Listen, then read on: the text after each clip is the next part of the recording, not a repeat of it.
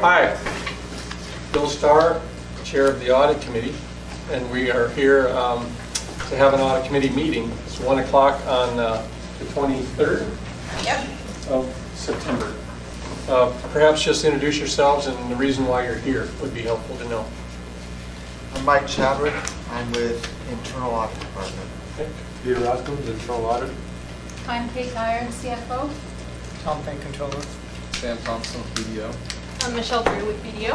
Amy Domboski, Anchorage Assembly, and I'm here because I'm on the committee. That's right, and I am also on the committee. Elby Johnson, I'm here because it's a public meeting and I wanted to be here, and I also have a student who's followed me around and more meetings for her marriage, so she hasn't gotten here yet. Great. Who prepared this? The BDO folks? We did. Great. Well, thanks for that. I wanted to just cover a couple pragmatics. I usually am pretty lax in my committees. Some would be critical of that. If there's an issue that you want to talk about, usually just say it. These are the informal nature of these committees, which is helpful. If it becomes problematic where you're stepping on top of somebody or disrespectful, then you might hear from me that we should cool it. But I like the lively debate exchanges that sometimes occur. Sometimes it can be interpreted as interruptions.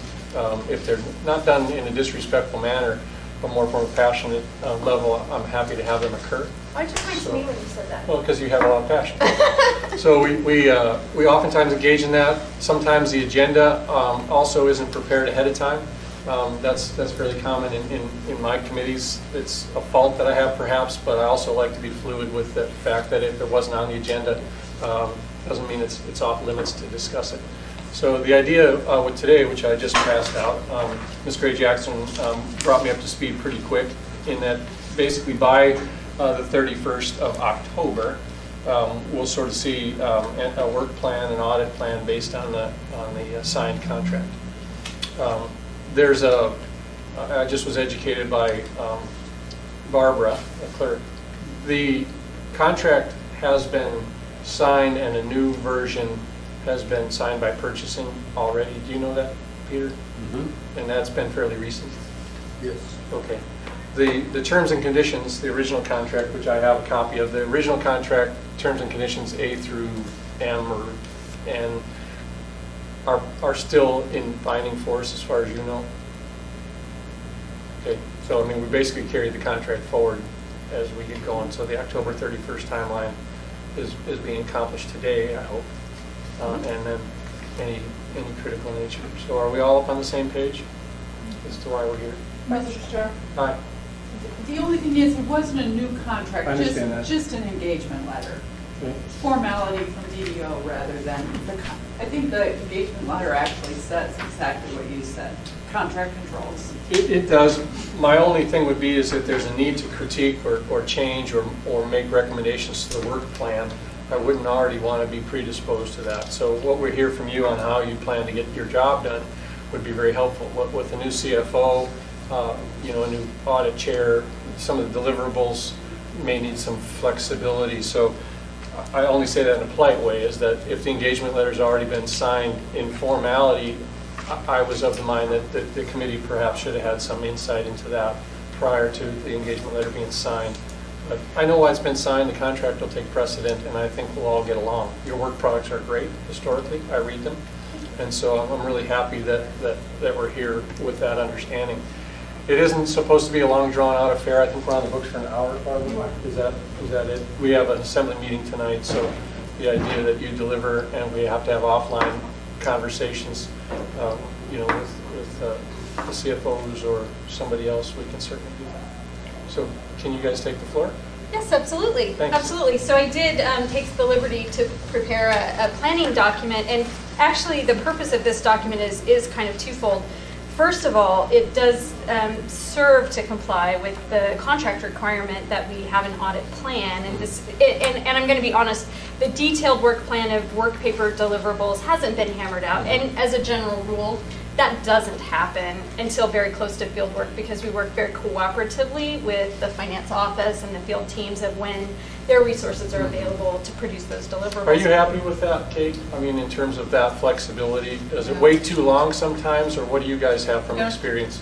No, in terms of Tom, he did it last year. Yeah, no, it worked really well last Okay. year. 'Cause, with SAP, Word we're scrambling to make sure that we can get things done when they want them, so Fair enough. flexibility is great. Yeah, because all I do in my world is read the reports when they're delivered to us, and they're always great. You know, behind the scenes work, I have no doubt it's frantic and that, but if you had a comment on critiquing that need to be changed, certainly. No, we work pretty That's hard. good to know. Thanks for that. Yeah. And then the other actual purpose for this document is for me to satisfy certain professional standard requirements, because there are certain elements associated with an audit, as specifically, we are the external auditors, and despite the fact that we do have to work closely with your management and administration, they are the ones being audited. So ultimately, our responsibility is to you. And with that, there are certain elements regarding two-way communication and just making sure that we've made you aware the door is open. We do work for you if you have questions for us at any time. And again, then to kind of lay out the broader plan. So I'm not going to go through this in great detail because you're all certainly capable of reading, but I am going to just hit maybe a couple of the highlights. On page 4 is the client service team. Myself, I am the audit engagement partner and have been since the inception of the original contract. Sam Thompson is here with me today. He is going to be the engagement lead, and this I'm very happy to report that this will be his 5th year on the team. Susan Peterson will actually be our single audit lead this year, and this will be her 4th rotation with the municipality. So I'm very happy that we've been able to maintain continuity. It definitely makes the process of doing the audit go more smoothly because we have some basic familiarity. Okay. Management does have a number of responsibilities, specifically, to provide us with the records. Remember, the financial statement at the end of the audit, the financial report itself, really the only thing we own is the audit opinion and the report on the single audit. Management drafts the financials, they own the general ledger, and they take responsibility for the actual compilation of the actual documents itself. Management is also responsible to make sure that internal controls are in place, that the records are fully maintained, and that the audit preparation is done. Let me chat with you about the SAP and the conversion and sort of go live stuff. You don't anticipate any of the year-end data being compromised or delayed, compromised is the wrong word, but delayed or challenged at any because level then? We're closing in PeopleSoft, so we're going to have the whole year in PeopleSoft, and it will be similar to last year when they were on project. And so we would pull them off, and it was kind of a moratorium, more focused on CAFR. If we need to do something with SAP, maybe someone will run down and do something within our backup, because the main focus is on CAFR, between like February and June. Yeah. The cost of additional overtime perhaps, or additional labors, do you anticipate that from your end? I don't anticipate anything being different from last year, and last year we were not over budget. In your feeling, in your engaged amount of money, has there been situations where you felt like, hey, wait a minute, we're still waiting. Where is that played out? I put that on the table because it turns into a change order, it turns into a discussion later. So as we, and not that there are reasons for delay, but if we could head them off now, saying we knew about this either at committee or we talked about it ahead of time, and this is what we're going to do about it. Nobody likes, hey, I expected that last Friday, and now we're pushing another week out. So management's response was sort of, hey, we're ready, we'll do it like we did last year. How was that for you guys? Yeah, it worked. Obviously, certain facts and circumstances can affect the, if we go over budget, certainly if we find a problem or some kind of an issue that props up or something that takes an inordinate amount of time. Last year, to be perfectly honest, we got off to a slow start, and we were a little worried that we weren't going to make it. But at the end, the staff were able to pull it all together. Okay. Their staff, our staff, everybody was able to kind of pull it together, and it came together within the timeline. So I think it's still workable. Well, you're obviously professional folks. There is that handoff relationships or hands off where you're not supposed to get too comfortable over there and keep us in the loop with all of that. But by all means, talk to the committee if you're that. And I can be the deliverer of the message, or if all is well and I don't hear from you, I assume it's fine. That conversation about change orders, Ms. Gray Jackson, in a couple of years ago, I think it was, we had to expand the audit to include. Am I thinking this correctly? Where we had to expand to a couple other deliverables? Yeah, there were more grants than what was anticipated, and so of course the cost was a little bit more, and so Yeah. we did a resolution to Increase the amount. Yeah. And that's happened in the past. Were you around for that experience? And did we capture it correctly? Have you had a look, see it in any of that yet? We haven't even started doing a total count. And, Yeah. and the only other difficulty in that scenario is not all major programs are created equally. I understand. So some programs are much more time intensive to audit than others, so it really depends on the makeup. Mhm. And the other issue, the year that we did have the change in scope, the change order, there were not only more programs, but we actually rendered a qualified opinion on compliance I see. in 2012, which is actually kind of a bad thing, which means we Mhm. found Issues. problems Yeah. that were reported. I really don't anticipate that, and based Okay. on the work from last year, it's short of, there's just a whole bunch of new. No, fair enough. How quick into the process will something like that be delayed? I know at the municipality level, we might have some budget tightness this year, and so the opportunity to sort of throw another couple $100,000 at it might be. Oh, and certainly, I mean, it would have to be really big to Yeah. be that kind of a Okay. change order. I think we were talking 50,000, something like Yeah. that. less than 50, I'm Right. sure. Out of the gate, we'll have a pretty good idea on the count, but we literally are testing all the way up to the end. Great. And it always works out this way, that if we find a problem, then we go back to the program people. Okay, help us resolve the problem, help us resolve the problem. And inevitably, that runs all the way out to the very end, yeah. despite best efforts. But certainly to the extent that something comes to our attention or there's a problem, we will let you know as soon as Good we enough. know. Okay, Yeah. please do, and I would be the point of contact on that first, probably, so that we can keep that hands-off relationship with management Right. initially. Not offensively, just, Well, I So guess we to the know. extent that we find something that appears to be a problem, usually we go to the program people first because we want to make sure we're not reporting something that we simply don't no, understand. I get that. That's not what I meant Yeah. to say necessarily. If frustration arises, then Yeah. certainly speak up. Yeah, I'm sorry. I would like, you asked about delays, so I would like to talk about a delay, and actually, I'm surprised Michelle didn't bring it up, because it's a delay in payment from the municipality. And as you know, the clerk's office, on behalf of the assembly, makes the payments on the invoices, but we have a little issue with the invoices, and I'd just like to ask if electronic, of course, is best, and it would kind of move us a little bit towards SAP. And if BDO could send the invoices electronically to the players here, particularly Tom, Kate, and myself, and then sometimes it involves Ross Griswold, or it may involve ML&P or AWW. They've got a line item budget as well. Okay. But then because I need Tom and Kate to tell me, yes, it's okay to pay, because I don't know if BDO has accomplished the work that's on the invoice. And so sometimes what happens when invoices go to the Municipality of Anchorage PO box, it can, Pete is laughing, it can take 30 to 60 days before that ends up getting to the clerk's office.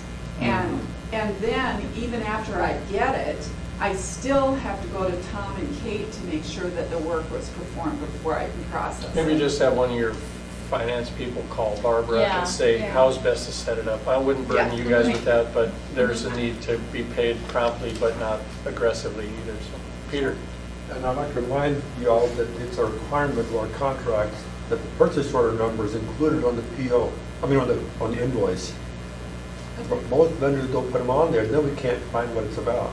So make sure you put the purchase order number on your invoice. And then if it does get misrouted, we can find it and track it. Easier, yeah. Purchasing has stated recently that they might reject invoices without that thing on there. So you might get surprised if we get something rejected. It's not on Yeah, there. you certainly want to be paid for your work, and we don't want to be distracted trying to track down an old check. Busy offices are that way, so. We may, at some point then too, just need to sit down with somebody to figure out which segment is living on which purchase order, because I can tell you, we can't tell. It's just one purchase order.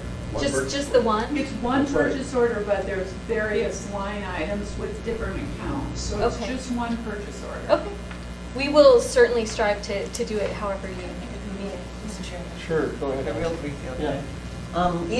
Even though the utilities, okay, paid their share, I just think that all the bills, because if you look at the contract, the contact person on behalf of the assembly is the clerk's office, that all of the bills should just go directly to the clerk's office with the PO number on it. And I think if it happens that way, then they'll be processed a whole lot quicker, as in the past. Thank you, Mr. Chairman. Makes sense. Have your people call our people. Yeah, That's good. we'll work on that. Thank you. Sure. And the next page, there are a number of various engagement objectives. Again, just that we plan and perform the audit to get a reasonable assurance. Remember, we can't verify every transaction. Certainly, that would be totally cost prohibitive. We do have a goal of working with the municipal internal audit to come up with a plan that is effective and efficient, and to place some amount of reliance on the work that they've done throughout the year. Each year, the municipal auditor does provide us with staffing assistance that helps to work on the engagement as well. What page are you on? Page 6. The page 5, the management responsibilities were named party responsibilities for the MOA side of things. Can you guys, in the next day or so, review that and make sure that we're committing to part of the informality? Is it is still formal? Is it some of this is probably the expectations are that that's the case? I don't see anything in here that's over and too crazy. The engagement objectives are cooperative. I would think both of us have to agree on that. So if there's something else in there that doesn't make any sense, I don't see any.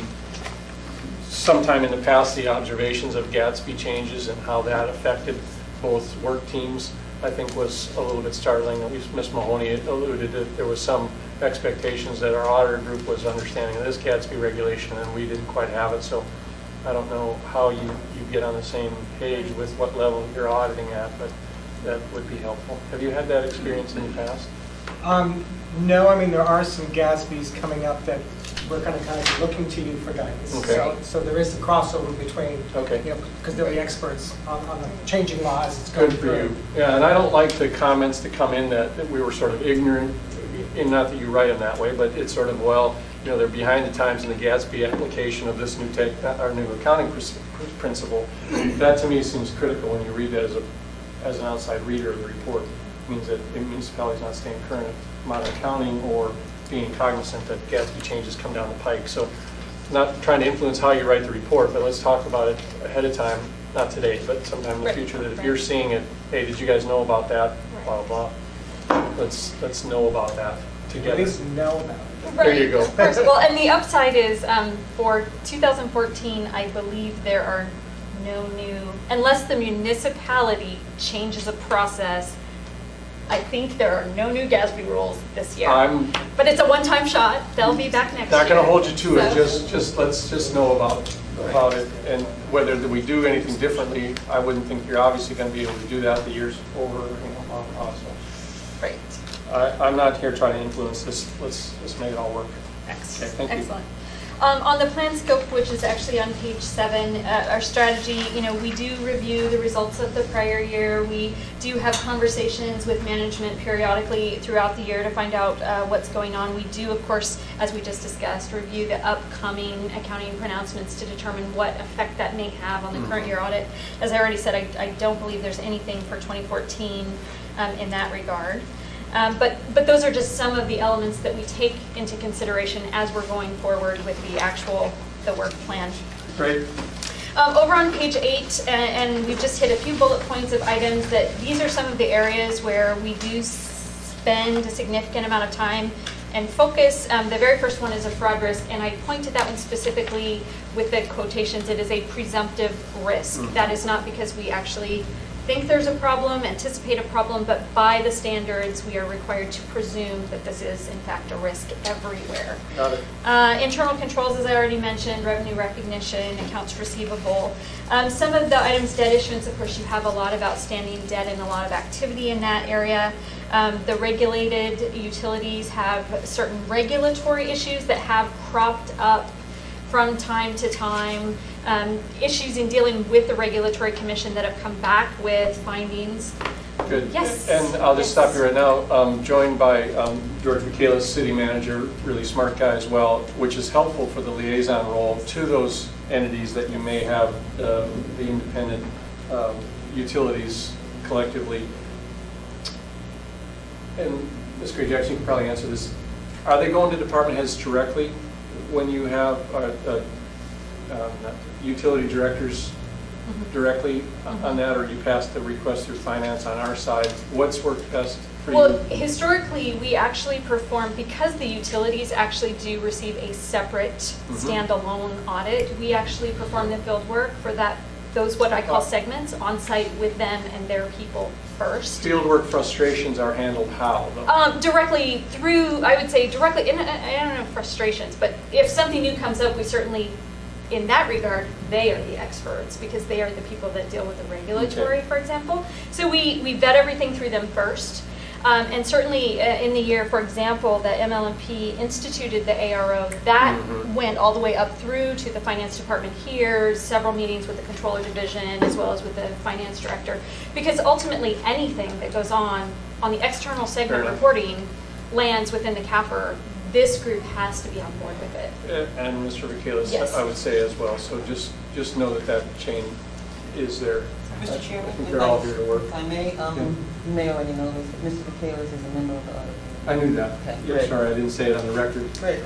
But his role in the liaison with the utility directors is going to be such as the port and AWU. So Excellent. please make sure that connection is Will do. utilized. Will do. The municipality does have a number of items included in its financial statements that are estimates, specifically the landfill, certain environmental remediation. And these are items that we do have to spend a fair amount of time auditing those estimates because they're not easily directly, here's the invoice, here's the cost. So we have to kind of look at the methods and assumptions and how they come about deriving those estimates. Quickly, the single audit for 2014 audit, and this kind of gets back to Ms. Gray Jackson's earlier comment and talking about scope of work. In 2012, as I already mentioned, the municipality did receive a qualified opinion on compliance associated with its federal audit. As a result of that, the municipality now is living in something called basically a high-risk status for federal single audit purposes.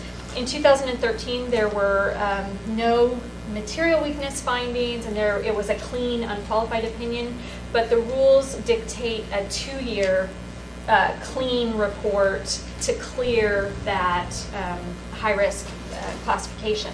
So it would be our anticipation, if all goes well, the high-risk category will go away for next year. And then it was already touched on at one point, SAP. It was our understanding in our conversations with management that SAP is deferred for 2014. It will not affect the audit, so all of the books and records should still be maintained in PeopleSoft for this year's audit. Which is what management already said on the record, George. Yeah. You weren't here. Oh, no. But we talked about it ahead of time, so. So I think they also made it pretty clear. Work session, yeah. The next page is just kind of a high-level visual timeline. We, again, periodically throughout the year do have discussions or meetings with management, but primarily the kickoff, right now, September, we're doing basically our entrance meeting. In December, we will actually schedule some on-site field work, both here downtown as well as AWU and MLNP, a little bit of on-site, what we call preliminary year-end work. And typically all of management has been very cooperative to get that scheduled with us, and we typically do that in December. There are a number of inventory observations that take place, and Pete and his group is very instrumental in going around counting inventory, and we send our people out with those groups as well. The basic fieldwork process. Is that a hired contractor, Pete, or do you guys do that with your own labor? Inventories. Yeah, inventories. We assist them with inventories, with our own. It's kind of a joint effort between the CEO and us. I didn't know that. Well, if I may, You do a Mr. lot. Chairman, Yeah. the contract requires that internal auditor spend 700 hours, I think it is. 500 now? Yeah. 500 hours working with the auditors. Well, I knew that relationship existed, but you guys actually are out there counting tires? Yes. Thought we contracted that out. Thank you. The primary portion of field work is scheduled to kick off starting in February. Typically, we've done, and again, because of regulatory reporting, typically what's happened is we've gone to AWU and MLNP first because they want us to come in, do the field work, and get out. And then they spend the month of March actually doing their regulatory filing, which is due at the end of March. So, so typically we do head out there first and then transition down to downtown, and basically from mid-February all the way through June and close out, we're here on site. So with that, the contract historically did require weekly status update meetings. With the last, when the contract was renewed a year ago, it was actually written into the contract that those meetings could be done via email. So every week during the course of the fieldwork phase, we will be submitting a weekly update to all of the members of the audit committee, and this is the way we've done it in the last basically couple of years. If anyone on the committee feels the need or has a problem or concern to call a meeting, please feel free to contact us to do so.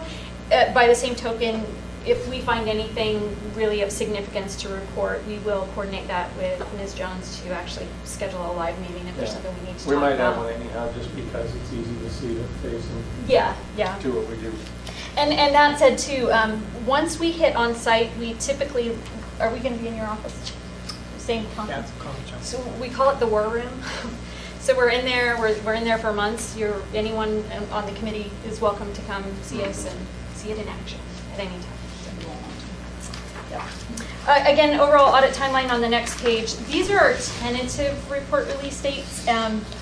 Again, these are totally tentative and they are conditioned upon a number of items, particularly, of course, the satisfactory completion of all the work papers on the municipal side as well as on our side. The cash footnote, the cash and investment footnote historically has been very challenging and it affects every segment. So that's one of the items I always like to kind of draw to everyone's attention. If that can be prioritized, the sooner it can be done, the sooner we can wrap up that piece of it. It takes about 40 hours to audit the cash and investment footnote once it's drafted. So if it gets pushed to the very way end, that's a definite time commitment for us. So, but again, these dates roughly correlate to the delivery dates and audit opinion dates from the prior year. Again, I'm optimistic. Yeah, well, that's a little earlier. That's 1 week. No, that's only 1 week earlier than we opinion dated. Certainly, we need to have the CAFR completed in time to make, at the absolute latest, the second assembly meeting in June, because the bond filing deadlines are June 30th. So our goal is actually to finish ahead of the first meeting in June. In order to get on to the assembly calendar for the first meeting, if that's possible. Since we started the audit, I don't think that's happened once. We always pretty much get the second It's a meeting. ways out on that, but what's the financial executive structure at ASD now? Do we know? Who's in charge over there? Mark Foster. Soon to be leaving, or is he there for a while? He just took over. Yeah, I thought he did, but I didn't know if he was going to be interim or stay or No, he's the He's permanent. CFO. partial. You never know if they come and go, but Well, there was a rumor that he was leaving, but Yeah. I don't think that ever happened, so I think he's there. Okay. All right, it's a ways out, just don't want an Yeah. interruption from that. From the ASD side, because they are a 6/30-year end, and I Yeah. can tell you, I don't work on that engagement, so I don't know Yeah. anything. I don't know any of the players, but it is a 6/30-year end, and they do have a state filing deadline of no later than October 30th, November 1st, in order for them not to have their money held up from the state. They will make that deadline. They will make Yeah. that deadline, barring some totally unforeseen craziness. Yeah. So as far as the school district, there should be no reason for the school district to hold up the municipal audit, because we do use the June 30 numbers in the 12/31 audit report. In their cash balances as well? Or- Yes. Okay. Yes. And that's never been a problem getting them? No, That's how it works. Good enough, thank you. Right. And the only other, what I'm going to call the wild card in this, of course, is that the Anchorage Police and Fire Pension is not audited by us. There is another set of auditors involved. And we haven't actually had our direct correspondence or coordination with them yet. Historically, they're done by early May, and that typically does work within our timeline. But That's pretty Jackson, we haven't had to do anything in that category. That audit works pretty seamlessly. I'm sorry. The police and fire pension audit, it's a different contractor that does that. Well, there's an actuarial that's done too, and a separate audit, yeah. Yeah, okay. I think it's by Kate Yes. that does their audit. not- And you haven't had to, as a committee chair previously, had to poke them with a stick or anything? No. Historically, they've been very Good enough. cooperative, so, yeah. But I'll tell you this, Mr. Chairman, if I may, the Assembly is responsible for reviewing police and fire retirement every 5 years, something like that. Help me out here. We just got one, didn't we? Do you know what I'm talking Police and fire about? retirement audit. Well, We do that that's a every- medical. The medical part. Police for Yeah, retirement. We the do medical Police part. and fire retirement medical Right. trust audit. Every 5 years. We have a right? draft report out right now for, well, I said you two, Elvie. We're now required to do every 2 years the administrative side.